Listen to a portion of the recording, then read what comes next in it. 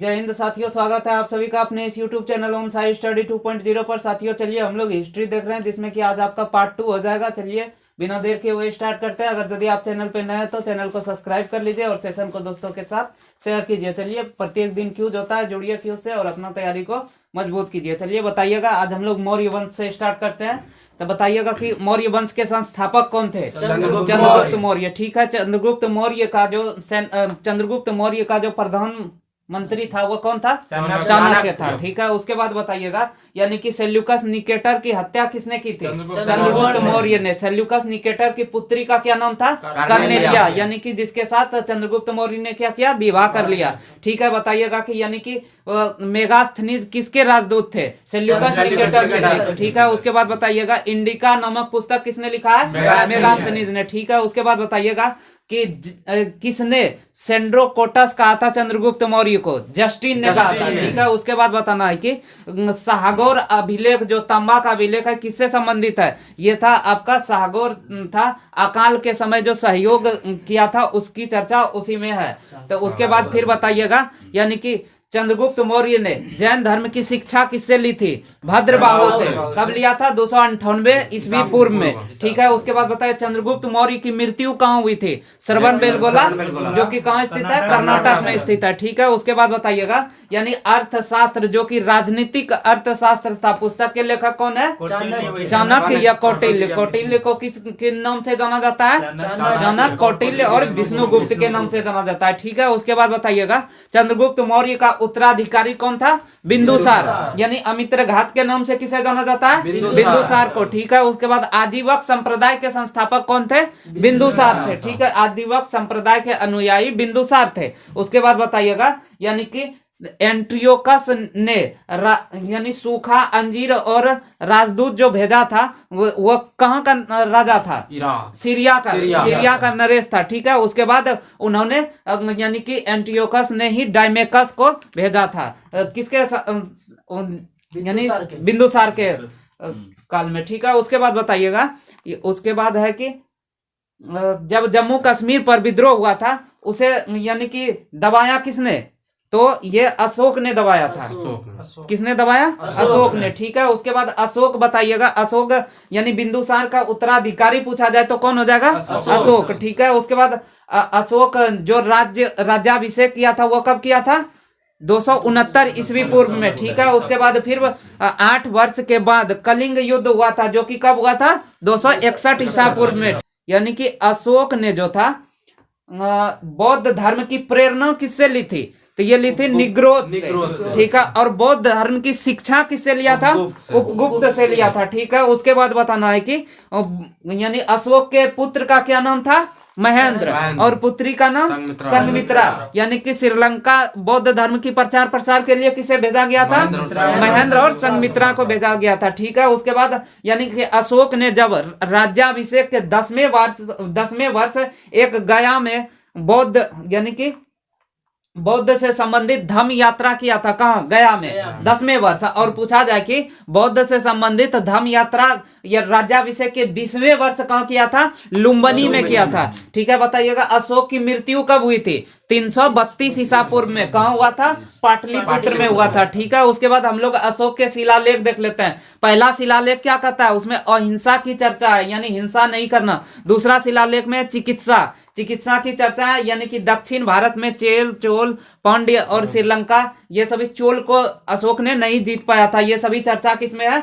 दूसरा शिलालेख में। उसके बाद तीसरा शिलालेख में अधिकार की चर्चा, और उसके बाद भैरी घोष की जगह धम्म घोष की घोषणा किस शिलालेख में की गई है? चौथा शिलालेख में। यानी भैरी घोष का अर्थ होता है युद्ध और धम्म घोष का अर्थ होता है बुद्ध के शरण में जाना। ठीक है, उसके बाद अगला है कि यानी कि धम्म महमात्र की चर्चा किसमें है? 5वां शिलालेख में। यानी कि उसके बाद ये जो था धम्म महमात्र, ये होता है कि अधिकारी के देख रेख में धर्म का देख रेख करना। उसके बाद सबसे बड़ा शिलालेख पूछा जाए तो कौन हो जाएगा? सबसे बड़ा हो जाएगा 7वां अभिलेख। ठीक है, उसके बाद इसी में धम्म यात्रा की चर्चा किसमें है?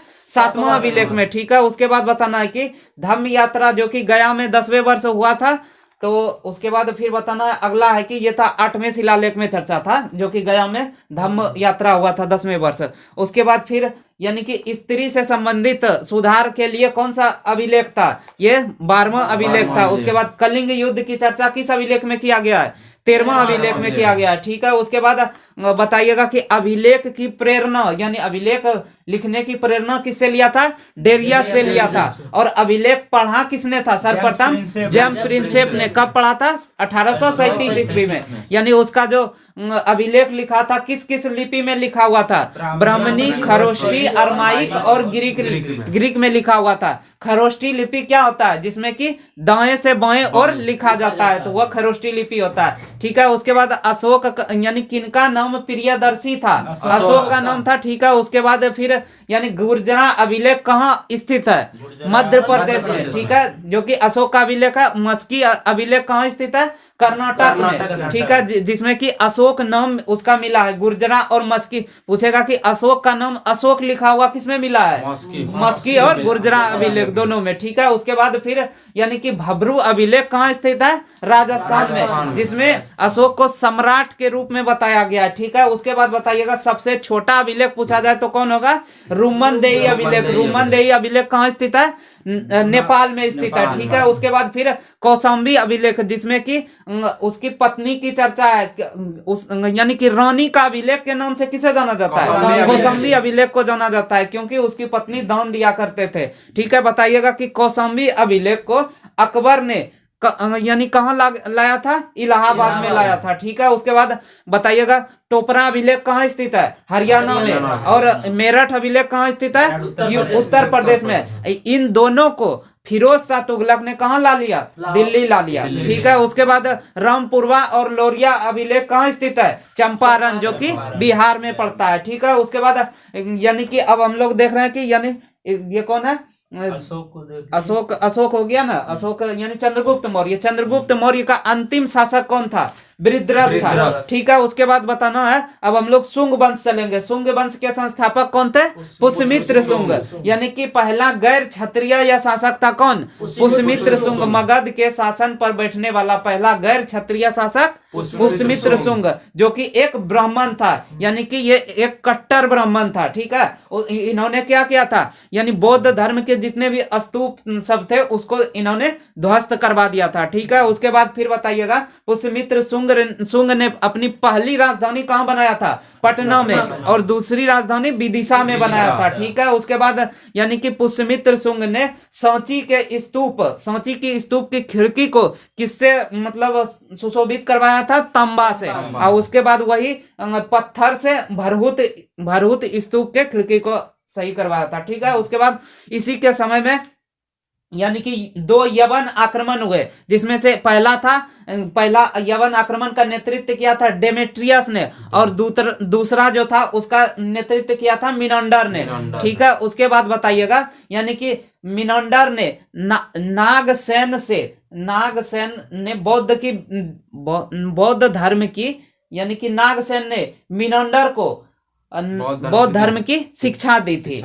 ठीक है, उसके बाद यानी कि बताइएगा मिनांडर और नागसेन की चर्चा नागसेन की पुस्तक किस पुस्तक में है, मिलिंदपनु में। ठीक है, उसके बाद पुष्यमित्र शुंग को कलिंग नरेश खारवेल ने क्या किया था, पराजित कर दिया था। अब हम लोग यहाँ पुष्यमित्र शुंग ने जब पुष्यमित्र ने यानी पतंजलि के सहयोग से 2 अश्वमेध यज्ञ कराए थे, कहाँ कराए थे, अयोध्या में करवाया था। ठीक है, उसके बाद यानी बताइएगा शुंग वंश के अंतिम शासक कौन थे, देवभूति थे, यानी जिसे वासुदेव ने इसे खत्म कर दिया था। ठीक है, उसके बाद फिर आ गया कण्व वंश। कण्व वंश के संस्थापक कौन थे, वासुदेव कण्व, क्योंकि वासुदेव ने ही देवभूति की हत्या की थी। यानी कि कण्व वंश का अंतिम शासक पूछा जाए तो कौन हो जाएगा, सुशर्मा हो जाएगा। ठीक है, उसके बाद खारवेल द्वारा पुष्यमित्र शुंग को पराजित किया गया था, ये तो हम लोग पहले देख लिए। उसके बाद हम लोग को देखना है यानी कि सातवाहन वंश। सातवाहन के संस्थापक कौन थे, सिमुक थे। ठीक है, इसका पहले क्षेत्र किधर था, महाराष्ट्र की ओर, उसके बाद में कहां चला गया, आंध्र प्रदेश में। भूदान की प्रथा कब प्रारंभ हुआ था, यानी कि ये सातवाहन के समय में, यानी ब्राह्मणों को भूदान देने की प्रथा सातवाहन के समय में प्रारंभ हुआ था, लेकिन वही सर्वाधिक किसके समय में हुआ था? गुप्त के समय में हुआ था। ठीक है, उसके बाद फिर यानी कि सामंती, ये जो होता है वेतन के बदले जो भूमि देने की व्यवस्था होता है उसे सामंती कहा जाता है। ये किसके द्वारा प्रारंभ हुआ? सातवाहन के द्वारा प्रारंभ हुआ। ठीक है, उसके बाद सातवाहन का समाज कैसा था? मातृसत्तात्मक था। ठीक है, सीसा का सिक्का किसने शुरू किया? सातवाहन ने शुरू किया। ठीक है, उसके बाद मौर्योत्तर काल के बाद भारत पर 4 विदेशी आक्रमण हुए। कौन हुए? तो इसका एक ट्रिक है ISP के, यानी इंडो ग्रीक, एस से हो जाएगा शक, पी से पल्लव, के से कुषाण हो जाएगा। ठीक है, उसके बाद इंडो ग्रीक जो था ये कहाँ का रहने वाला था? यूनान का, यानी इसका क्षेत्र था। हिंदू कुश पर्वत के बैक्टीरिया के शासक थे। उसके बाद फिर बताइएगा कि सर्वप्रथम सोने की सिक्का किसने जारी किया था? हिंद यूनान ने। ठीक है, उसके बाद ज्योतिष, गणित और खगोलीय के बारे में किसने सर्वप्रथम बताया था? यूनानियों के द्वारा ही प्रारंभ किया गया था, हिंद यूनान के द्वारा। ठीक है, उसके बाद हम लोग शक में चलेंगे, बल्कि प्रतापी शासक थे, रुद्रदमन थे।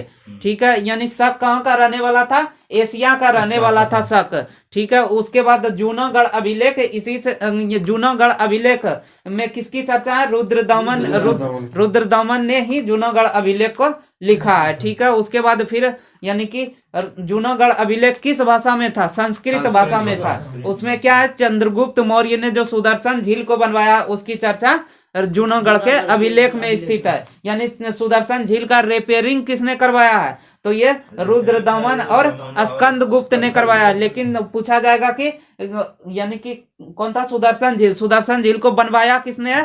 चंद्रगुप्त ने बनाया। ठीक है, उसके बाद हम लोग पल्लव वंश देख लेते हैं। पल्लव वंश की राजधानी पुष्यभूति या पेशावर थी। ठीक है, यानी कि यह पर्शियन ईरानी थे। उसके बाद संस्थापक कौन थे? मिथ्रेडेटस। ठीक है, उसके बाद हम लोग कुषाण वंश चलेंगे। कुषाण वंश के संस्थापक कौन थे? कुडुलकफिसेस। यानी कि उसके बाद बताना है कि कनिष्क, कुषाण वंश का प्रतापी शासक कौन था? कनिष्क था। ठीक है, शक संबंध की शुरुआत कब हुई थी? 78 ईस्वी में शुरू हुई थी। ठीक है, उसके बाद बताना है कि विक्रम संबंध पूछा जाए तो ये कब हो जाएगा? 57 ईसा पूर्व में। ठीक है, उसके बाद बताइएगा यानी कि रेशम मार्ग को प्रारंभ किसने किया था? कुषाण शासक, जो कि कौन था?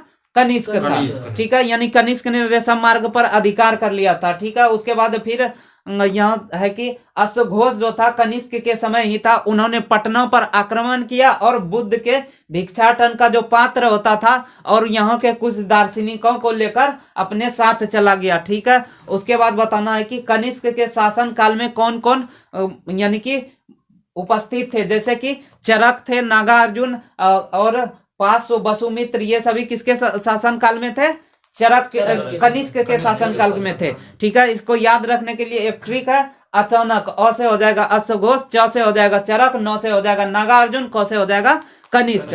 ठीक है, बताइएगा कि बुद्ध चरित्र के लेखक कौन है? अश्वघोष। और उसके बाद भारत का आइंस्टीन के नाम से किसे जाना जाता है? नागार्जुन को जाना जाता है। अब हम लोग समुद्रगुप्त यानी कि गुप्त वंश में देखते हैं। गुप्त वंश में ये कुषाण शासक के सामंत थे। कौन? गुप्त वंश के। ठीक है, गुप्त वंश के संस्थापक कौन थे? श्रीगुप्त।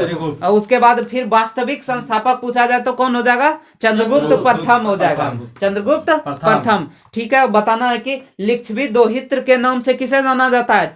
समुद्रगुप्त। ठीक है, यानी कि लिच्छवी का नौती कहा जाता है, इसी कारण इसे लिच्छवी दोहित्र के नाम से जाना जाता है। यानी कि समुद्रगुप्त की माता का नाम क्या था? कुमार देवी। ठीक है, उसके बाद भारत का नेपोलियन के नाम से किसे जाना जाता है? समुद्रगुप्त। धरणीबंध के नाम से किसे जाना जाता है? समुद्रगुप्त। कविराज के नाम से किसे जाना जाता है? समुद्रगुप्त। यानी कि समुद्रगुप्त का घोड़ा कितने सागर का पानी पीता था? 3 सागर का। ठीक है, उसके बाद प्रयाग प्रशस्ति अभिलेख, यानी कि जिसमें कि समुद्रगुप्त के विजय के जानकारी मिलती है, इसके लेखक कौन है? हरिसेन। प्रयाग प्रशस्ति अभिलेख की ऊंचाई कितना फीट है? 34 फीट है। उसके बाद फिर मयूर शैली का सिक्का किसने चलाया था? समुद्रगुप्त ने चलाया था। ठीक है, सिक्कों पर सैनिक वेशभूषा में दिखाया गया है किसको? समुद्रगुप्त को।